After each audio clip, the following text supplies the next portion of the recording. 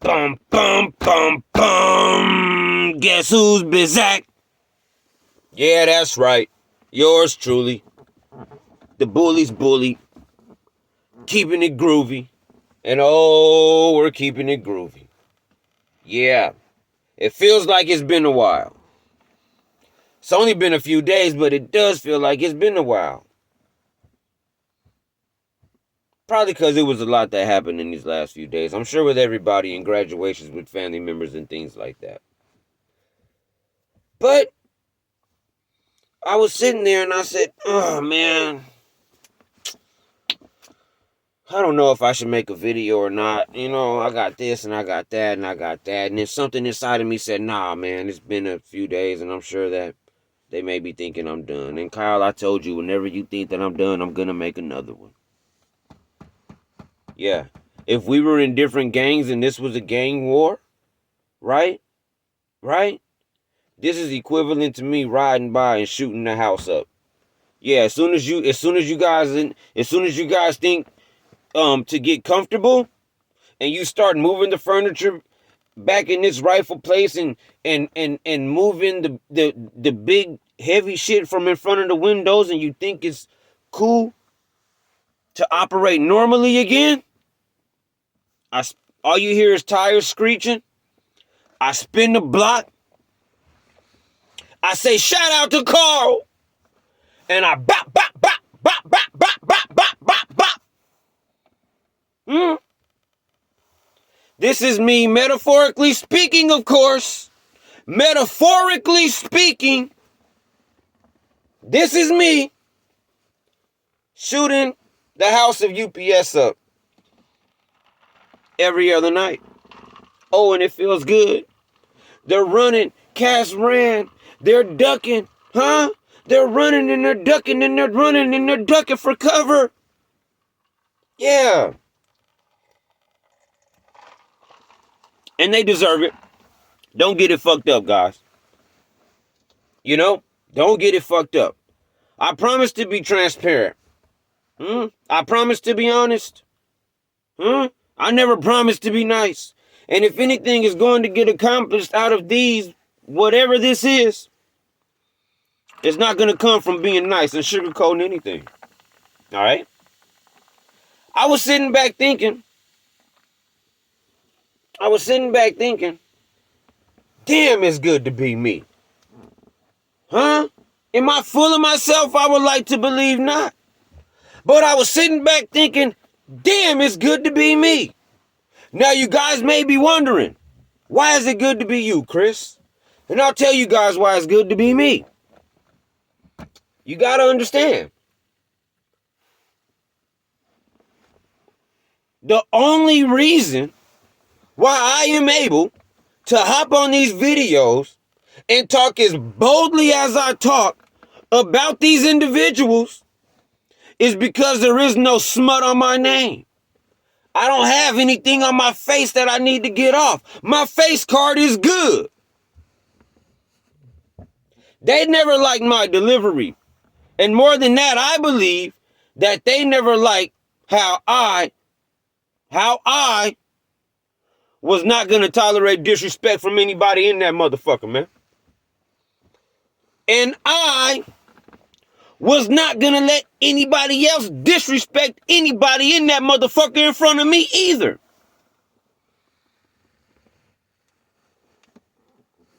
So I was thinking, damn, it's good to be me. You pay for it. You pay for it. You won't get promoted. You won't get recognition by your, if you will, colleagues. Right? But what you do get is a good name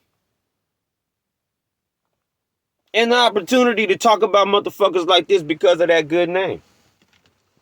Tell them to bring up some dirt on me. I'll wait. I'll wait. So the guy, a while ago, and I'm just venting right now, guys. I'm just venting right now. But the guy a while ago that made a comment on one of the videos and said that he heard that I was a shitty employee and that all I did was talk to the girls. You have to understand something. Him saying that is a compliment.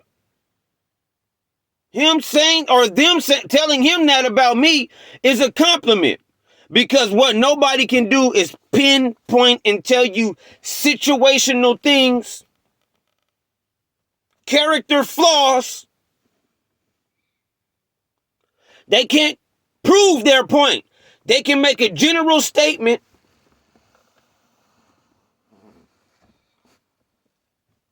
And someone will take it for face value and apply it to whatever a shitty employee is in their head.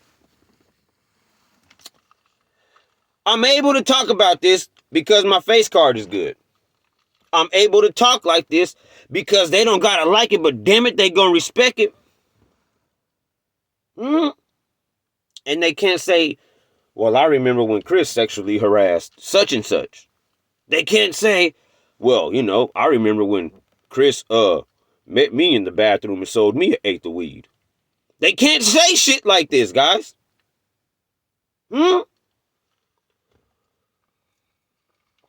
Another one of my frustrations, when I think about it, you gotta remember this.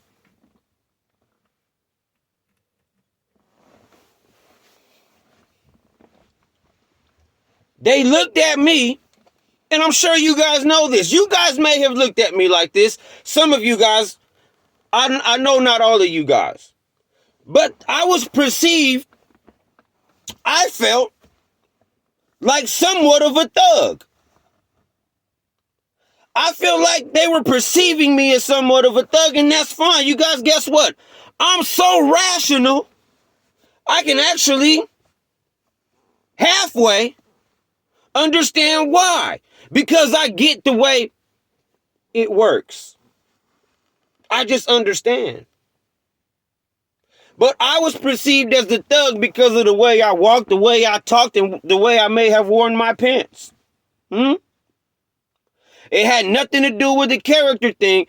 And because I was perceived as the thug and everyone is concentrated on Chris going to Starbucks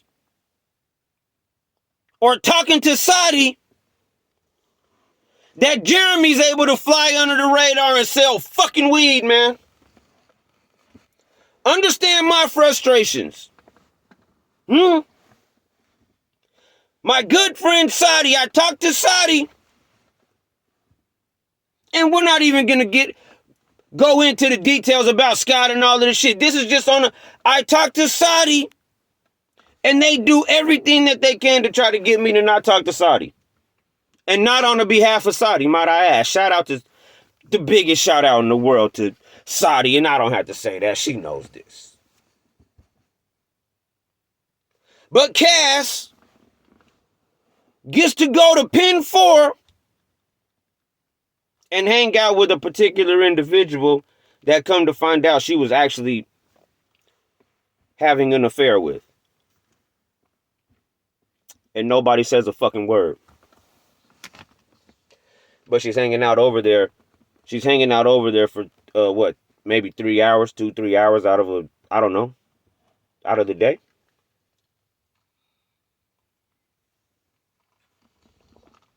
Scott, we were in the unload one time.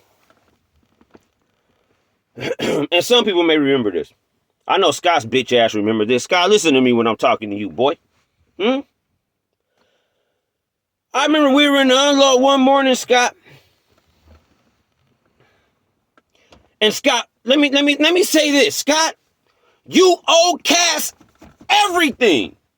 Cause you're the main target. As far as UPS as a whole and as a company needs to pay because they created the culture in which vultures and creeps like this are allowed to operate. But Scott, outside of the big picture, small frame, you're the target. You should really thank Cass for taking a lot of attention off of you sooner. You know? Cass took a whole lot of bullets for you, man, because she jumped out there and, like I said, separated herself from the pack. But Scott, I remember being in the unload one morning when everybody was at the whiteboard. Watch this, guys. Watch this. Scott's lurking back there like the fucking weirdo he is, right? He just walks around like he's on speed. You feel me? That's why I say I think he smokes meth. Goddamn, right? Whoever's bicycle is coming up missing out there, it's probably Scott that took it and hid it behind one of the bushes and grabbed it after work and rode off. But Scott, I remember being in the unload and Scott's going back there diddy bopping, and I say to him, hey man, what the fuck are you doing back here, bro? Now you guys have to understand I'm feeling some type of way towards Scott because I'm hearing all of these accounts from these different women and I'm highly offended that this motherfucker gets to walk around. And when I tell these motherfuckers about it, they basically don't, yeah man, Scott really is a creep. And nobody does anything. So I say, Scott, what are you doing back here, motherfucker? And he said, oh, well, you know, I got a bum, this, that, and the third. That's what he said. I said, yeah, whatever, man. You just make sure you're not back here putting your hands on none of the girls. Motherfucker, I heard about you. I told him this to his face. In front of people. Whatever, right? And I told him this in his face in front of people because I want to make an example out of him. And yes, you guys, since nobody is going to do anything to Scott, I will shame him in front of everybody and snatch the covers right off of his naked body so everybody can see his shame. And maybe he'll stop. This is my mentality. Or maybe other people will speak up because they see why not. Shame him, right? But anyway, I said, Scott, don't you be back here touching on none of the girls. And Scott looked at me and said this, guys.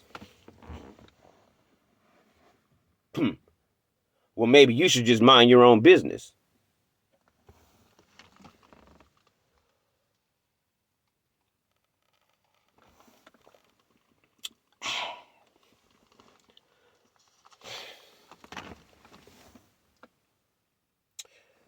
If you want to hear the rest of the story, I mean, I feel like it's irrelevant, but I'll cap the situation off, right? I just wanted you guys to hear that. He didn't say, Chris, what are you talking about? Chris, I never did. Who said that? Huh? Oh, no, we can't have this. We have to, and do what he had to do to clear his name. Like, I feel like someone innocent would have done. Like Cass would have brought her savage ass to court.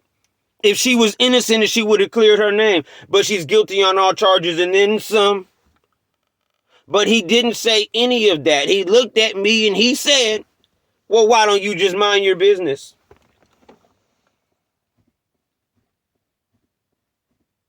And me, being somewhat of a hypocrite that I am sometimes, because I was disrespectful to him when I said what I said to him.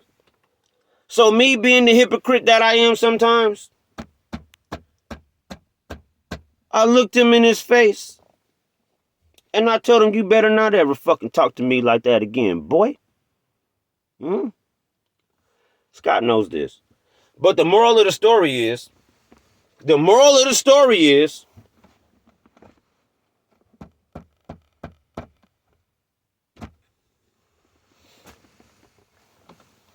I don't even know what the moral is, guys. Yo, take that and do whatever you want to do with it. I just wanted to vent a little bit because I feel like it's been a little bit. So I'm venting a little bit because it's been a little bit. And I wanted to talk just a little bit. You know?